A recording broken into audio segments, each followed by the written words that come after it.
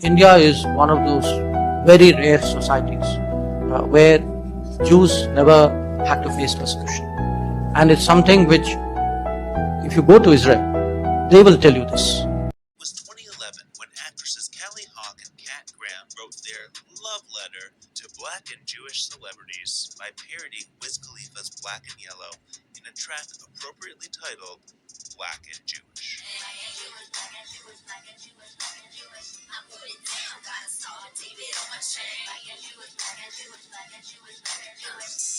Black dad, Jewish mom, eat gefilte fish while pouring Dawn. Soon as I hit the shoe, I go so hard. I'm Rosh Hashanah, I'll blow the shofar, get my hair did, read the Torah. I'm thugged out, I set my enemies with the menorah. It was 2011.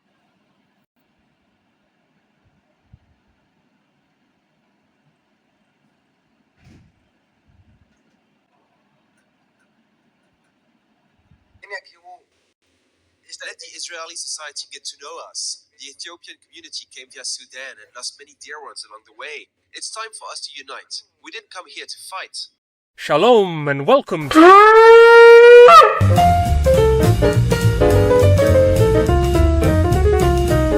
This is the Middle East, and here's Israel. Now let's go, shall we? Israel's history is exceptionally ancient, with the semi-nomadic Natufian culture boasting the oldest evidence of beer making in the world. Good to know early humans had their priorities right. The years passed, and one of the world's oldest cities was constructed, Jericho. During the Bronze Age, we spy the rise of a Semitic-speaking city-dwelling people called the Canaanites, and the land came to be known as Canaan. These Canaanites were very likely among the Hyksos folk, who gained control over northern Egypt in the 1600s BC. Ruling till they were expelled by Ahmose I around a century later. Meanwhile, we observe another people group in the land of Canaan, whose first mention is on the Egyptian Merneptah stele of the 1200s BC, a humble tribal confederation of shepherds called Israel. The Israelites, also known as Hebrews, were unique among all the nations around them in that they did not worship an extensive pantheon of deities, but rather one god, and while their neighbors built grandiose monuments of brick and stone, Israel's glory was in words. The Hebrew Bible would change the world in the way an obelisk never could, by inspiring the mind and soul with thoughts that have gripped and shaken the hearts of billions up to this very day. The Hebrew Bible is called the Tanakh, and the first 5 books of it are called the Torah. It recounts how Abraham was called by God to travel from his home in Ur to the land of Canaan, which was promised to him and his descendants forever. This divinely sanctioned real estate deal was repeated to Abraham's son Isaac, and to his son Jacob, who was renamed Israel. Jacob had 12 sons, whose families became the 12 tribes of Israel. After centuries of servitude in Egypt,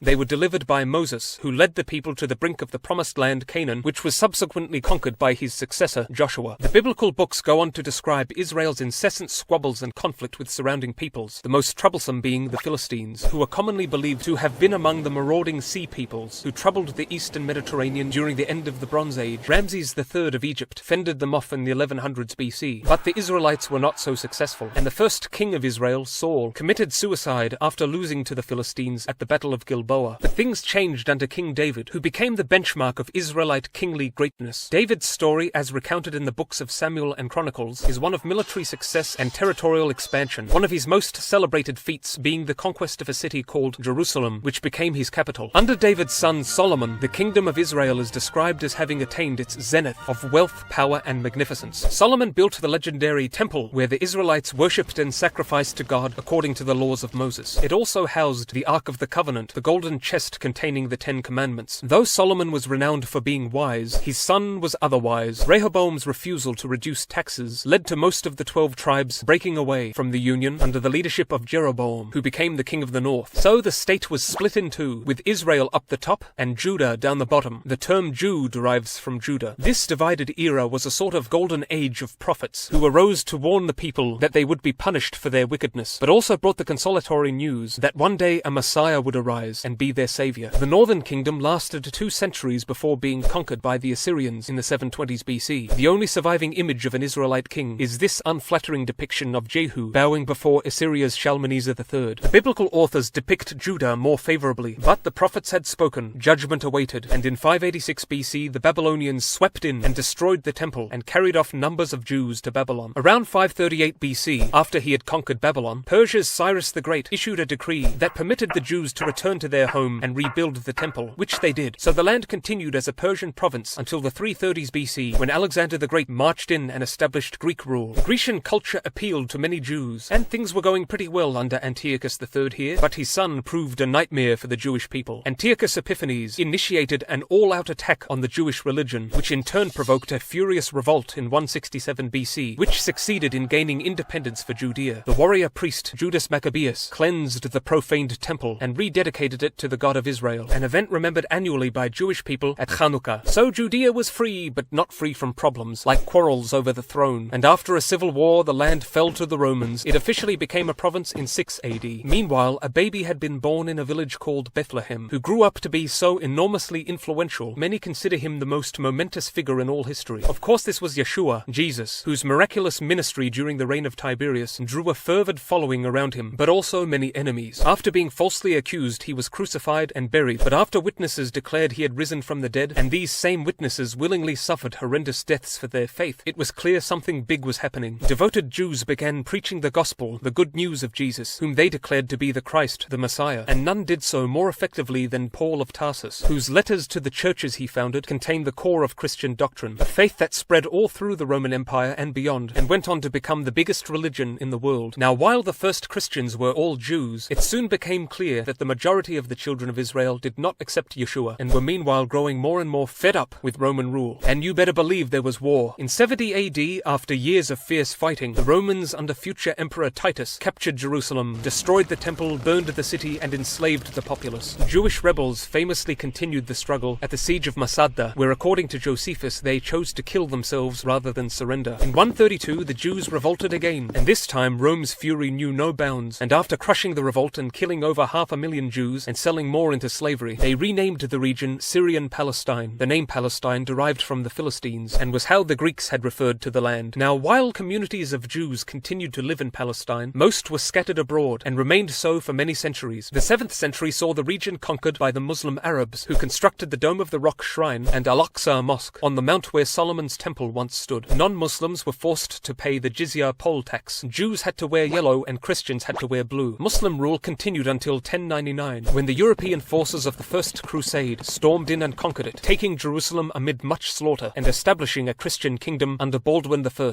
88 years later, the Sultan of Egypt, Saladin, re-established Muslim rule, instigating the Third Crusade, which ended with a truce. In 1244, Jerusalem was destroyed by the Turkic clan ruling Persia, and then the Mongols invaded before the Mamluk sultans of Egypt returned, who reigned until 1517, when the Ottoman Turks took over. Under the Ottomans, Palestine enjoyed some prosperity until the 1600s. The Arab ruler Zahir al-Omar carved out a Palestinian sheikhdom, which he defended and enriched before being killed by the Ottomans in 1775. The next governor succeeded with British aid in repelling Napoleon at Acre. As the 19th century progressed, a movement called Zionism was born in Europe that sought the creation of a Jewish state in Palestine. Boats of Jewish immigrants began arriving, and the resurrection of the ancient Hebrew language began. During World War I, the Arabs helped the British against the Turks, and it seemed clear that Arab independence would be assured. But all Arabian faces fell when it was revealed the British had no intention of granting the Arabs sovereignty, and instead planned to partition the Near East between themselves and France. Those same Arabian faces reddened in rage after the Balfour Declaration publicly declared Britain's support for a Jewish state in Palestine. After the war, the British governed the land, and the Palestinian Arabs, dreading the prospect of being subjects in a Jewish state, began rioting and killing Jews. So the Jews formed a paramilitary to defend themselves. The 1920s and 30s saw hundreds of thousands of Jews arriving from Europe, many of them frightened by the rise of Hitler. The Palestinians ignited a ferocious revolt, which saw thousands of Palestinians killed, and regional tenseness intensified. The British restricted Jewish immigration to appease the Arabs, but this only enraged the militant Zionists, who began killing Arabs. The Jewish desire for a nation redoubled when reports surfaced after World War II of millions of Jews butchered by the Nazis in Europe. Murderous Zionist attacks against the British ensued, and everything was a disastrous, tangled mess. In 1947, the UN called for Palestine to be divided, with a state for the Jews and a state for the Arabs, with Jerusalem to be a neutral international zone. The Jews said yes, the Arabs said no. To resolve this, the two sides sat down over a nice cup of tea, and no, of course they didn't. War is what happened, a hard-fought struggle that saw Jewish victory and a mass Palestinian exodus out of the land. On the 14th of May 1948, the head of the Jewish agency, David Ben-Gurion, announced the establishment of the State of Israel, himself becoming Prime Minister. The Arabs of surrounding nations were as outraged as the Palestinians, and the very next day, Syria, Egypt, Iraq, and the Transjordan invaded, and it was war again, and Israel won again, conquering more land in the process, while Egypt took the Gaza Strip and Jordan took the West Bank, including East Jerusalem. Multitudes of Jews worldwide began moving into the newborn nation, and the economy was in shambles, though things improved after Germany sent reparation money. In 1967, Egypt began mobilizing troops on the Israeli border, but what followed no one saw coming. With astonishing efficiency, Israel struck first, and in 6 days utterly thrashed the Egyptian, Syrian, and Jordanian militaries, conquering Sinai, Gaza, the West Bank, and Golan Heights. Israel's swift victory left the humiliated Arab world shocked and livid. Palestinians escalated attacks against Israelis, leading to Israel bombing PLO HQs. But on Judaism's most holy day in 1973, Egypt and Syria initiated a surprise attack, and it was war again. Israel scrambled to counter the Egyptian offensive and ended up triumphant once more. The late 1970s saw Israel and Egypt make peace, Israel giving back Sinai. But the Palestinians continued their attacks on Israelis, including one that left multiple children dead, which prompted Israel to attack their bases in South Lebanon. All of this solved nothing, and the hostilities continued. 1987 saw a fiery Palestinian uprising against Israel's occupation of Gaza and the West Bank, which is where most Palestinians lived, alongside accumulated Palestinian grievances of mistreatment by Israelis. The UN agreed and condemned Israel for excessive use of force. The Oslo Accords granted Palestinians partial governing authority in the West Bank and Gaza. These concessions saw Prime Minister Yitzhak Rabin assassinated by a nationalist Jew. Both sides failed to come to an agreement at the Camp David summit, and after Israel's Ariel Sharon dared to visit the Temple Mount, the Palestinians erupted in revolt again. Palestinian rockets and suicide bombers, and Israeli tanks and attack helicopters, and thousands of deaths. In 2005, Israel withdrew from Gaza, effectively giving the Palestinians control of the Strip. Then there was war with Lebanon that ended in stalemate. Meanwhile, the militant Palestinian nationalist organization Hamas had taken power in Gaza, leading Israel to tightly restrict access to and from the area. Palestinians fired rockets into Israel, and Israel responded with fire of its own. And who would have guessed it? Another war! Israel won again, with few casualties compared to over 1,000 Palestinian deaths. After Hamas members kidnapped and killed 3 Israeli teenagers, IDF forces began a hunt for those responsible, leading to more Hamas rocket fire, leading to, I won't even give you one guess, war! By this time, Israel, a world leader in military technology and innovation, had unveiled its Iron Dome defense system, which intercepts and destroys enemy rockets. The US formally recognized Jerusalem as Israel's capital, and Israel improved relations with Arab League nations. But Israel's story is far from over, and right now it enjoys a very high level of human development and an advanced economy and high quality of life. But what awaits Israel in the years ahead? Comment below, but for now, bye-bye!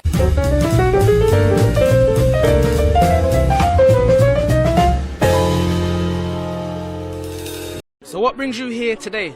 To support Palestinian rights. We as Jews are embarrassed what's happening there in the state of Israel in the Jewish name. And what's your message to the people of Palestine? They shouldn't give up the struggle. They should continue to fight and not give up the struggle against the state of Israel, because by the end, Palestine will be free, because this is truth.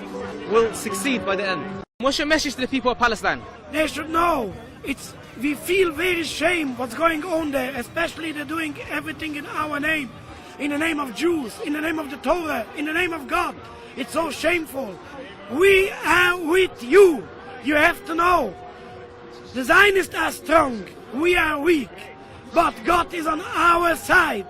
At the end of the day, the Palestinian flag will be on all Palestine, from the river to the sea.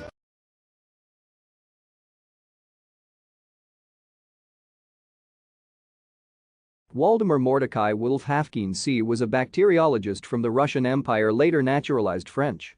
He immigrated and worked at the Pasteur Institute in Paris, where he developed an anti-cholera vaccine that he tried out successfully in India. He is recognized as the first microbiologist who developed and used vaccines against cholera and bubonic plague. He tested the vaccines on himself. Lord Joseph Lister named him a savior of humanity. He was appointed Companion of the Order of the Indian Empire in Queen Victoria's 1897 Diamond Jubilee honors. The Jewish Chronicle of that time noted a Ukraine Jew, trained in the schools of European science, saves the lives of Hindus and Mohammedans, and is decorated by the descendant of William the Conqueror and Alfred the Great. Born Vladimir Aronovich Mordecai Wolf Chavkin A@ equals 28G%028 equals the fourth of 5 children of Aaron and Rosalie in a family of a Jewish schoolmaster in Berdyansk, Russian Empire. He received his education in Odessa, Berdyansk, and St. Thank you for watching.